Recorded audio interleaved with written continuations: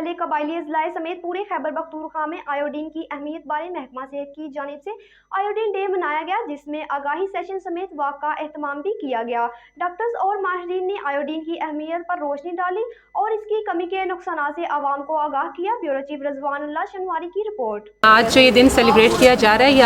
Iodine deficiency disorder पे किया जा रहा है और ये पूरे KPK में हमारी कैंपेन स्टार्ट है और अक्टूबर के लास्ट मंथ में हम लोग सेलिब्रेट कर रहे हैं ताकि हम लोगों को ज़्यादा से ज़्यादा अवेयरनेस दे सकें कि आयोडीन की डिफिशेंसी से क्या क्या डिजीज़ हो सकती हैं। और ऑलरेडी ये डिजीज़ हैं हमारी कम्युनिटीज़ में, हमारी कम्युनिटीज़ से फ़ीमेल आती हैं हमारे पास सेंटर्स में, BHUs में, हॉस्पिटल्स में, और वो फेस कर रही हैं ऐसी प्रॉब्लम्स को। जैसे बहुत सी फीमेल्स हैं जिनका हमल नहीं होता, बहुत से ऐसे बच्चे हैं जो गूंगे बहरे पैदा हो रहे हैं, लेकिन ये डिफिशेंसीज जो है वो उनमें पाई जाती हैं और उसकी रोकथाम के लिए लोगों को अवेयरनेस नहीं दी जाती। तो स्पेशली ये कैंपेन डेवलप की गई है ताकि हम ज़्यादा से ज़्यादा लोगों को हम लोग